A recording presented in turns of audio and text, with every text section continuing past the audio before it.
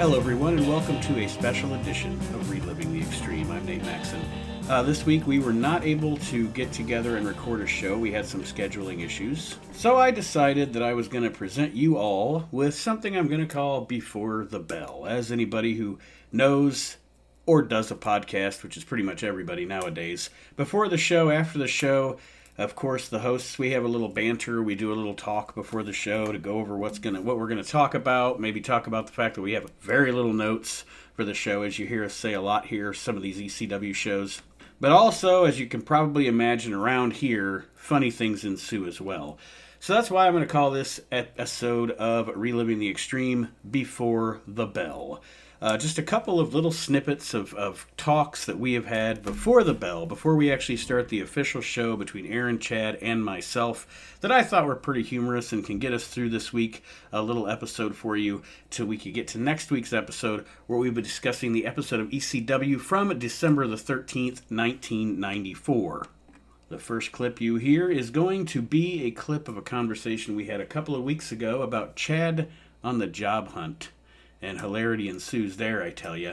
And then wrap it up with a little from before, I believe, this past or last week's episode, where we were talking about movies. So just sit back, enjoy. This will be a short episode this week, but enjoy Before the Bell. This is actually something I'm considering doing for when we start our Patreon page here in a couple of months, making this kind of thing some bonus content for you listeners. So if you enjoy this, give me some feedback. Hit me up, relivingtheextreme@gmail.com, or you can also just message me on Facebook. I'm not too good to return a message. But anyway, let's get into this Before the Bell action here on this week's edition of Reliving the Extreme. I want to thank you all for supporting the show, and here we go. Yeah, today was probably, I don't know. If I gave it a percentage, I would say it was probably a 65% success rate. I thought I did pretty good with the girl. I have a lunch date with her, but she said it was completely off the books. Let's see where that goes. Yeah, me too. I don't give a shit where it goes as long as it gets me to where I'm going to go. Did she say anything about a non-disclosure agreement? No, but she mentioned her shoes. She wanted to make sure that she goes home with her shoes. She wanted to go home with Curtis Hughes? Big shoes. I beat the Undertaker. Yeah, it was one of those days where the wife gave me the car. It was like, go out, look for a job. I went out, look for a job. I went out and got every job I was looking for. I walked in and said, which one of these hand bones you want me to manage? That one over there in the corner, he looks manageable. Yeah. I'm like George the Animal Steel over here. Like, what are you gonna do? I got a green tongue. It's because I was drinking like these little bombs and I bought at the liquor store before I went into the interview. At least you have a stuffed animal. Oh, should I use that next? Have a mind doll or your own mind doll? I have a doll, a stuffed animal that I can take with me. Oh, you know what? Now you just ruined it. I hope you're recording. Oh, definitely. Because now I have a stuffed animal that's my doll. So you might actually get hired because they'll think you're special and they have to meet some kind of a quota or whatever. Yeah, put a helmet on.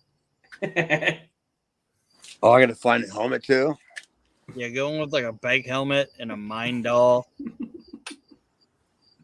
Yeah, what if I park a moped right out front, but it only has one tire? You know what I mean? And get off of it, and be like, me know how I got here. When you're as you're doing the interview, just pull a sandwich out of your pocket and start eating it. Yeah, but I only lock up the back tire. like like anybody's wondering, where's the front tire? I rode a wheelie about 17 miles. That's about what my day was today. I can't believe my wife allowed me to drive today. She let me out on the road. I was on the open road. I mean, I was out there. Just say that. Walk in and say that with your helmet and your stuffed animal and be like, I can't believe my wife allowed me to drive today. I'm on the open road as I'm listening to Willie Nelson. Yeah, it wasn't the greatest day of my life, but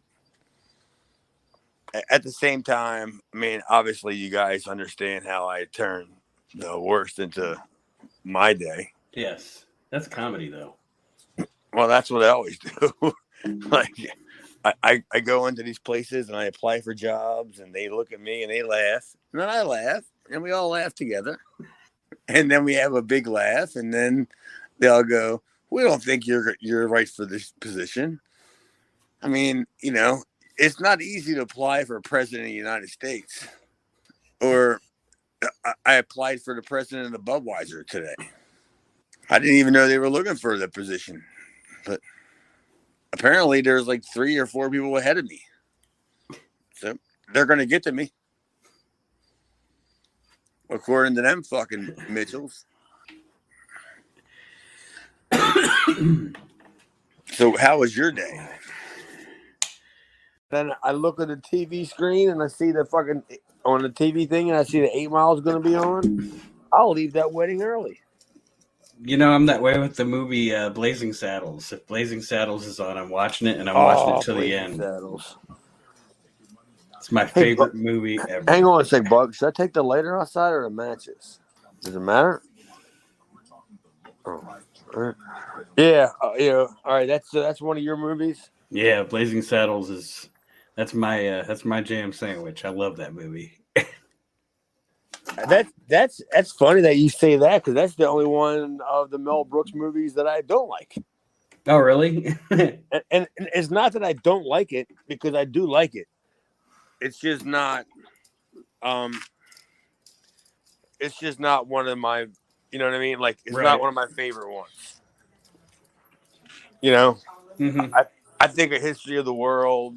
Oh yeah, the Ethiopian Shim Sham. Yes, I think of Young Frankenstein. Well, yeah, maybe you're right. Maybe that's a little bit more down the line. And how about this? Maybe I'm not just a Mel Brooks guy. Yeah, that's probably what it seems like. Well, now that you mention it. Current evaluation of the situation. I don't think I like any of these fucking movies. they all stink.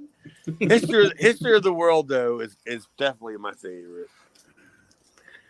I love it. I love it when he goes to collect his unemployment, and she's like occupation, and he's like philosopher, and she goes bullshit artist. Yeah. Oh, she said bullshit artist. Yeah. Oh, all right. That's funny because I thought she said bunko artist. It's the same thing, right? But it's not saying bullshit. All right. No, I mean for years I thought she said bunko artist. Because now you're making me want to go back and check my reality and see if I'm wrong. No, she says bullshit artist. No, you're probably right. But I mean, just anytime after that I heard somebody say something about being a bunko artist, I thought about that movie. and yeah, that movie's tremendous, dude. One of my fucking go-tos that I sought out on VHS, and not only did I find it on VHS, I also found it on DVD, was Monty Python, The Quest for the Holy Grail. Mm-hmm. Like, that's a fucking doozy. Dismount. Yeah, dude. Bring out your dead. Like that. Like my wife. I mean, like she knows that I like a lot of dumb movies. You know, I'll spend the whole entire Saturday watching Fast Times at Ridgemont High again if it comes on even AMC, where half of the cuss words are bleeded out. You can still say shit, but you can't say prick. And then I just did. They're the movies that I love. Yeah, I don't even know why they censor television anymore. Yeah, why? I mean, I can get like nudity or whatever, but why are we still like censoring words? Makes us yeah. I can think of like a whole bunch of words. No, wait, maybe I can't. Never mind. I was going to say that have different meanings now than he did when I was younger.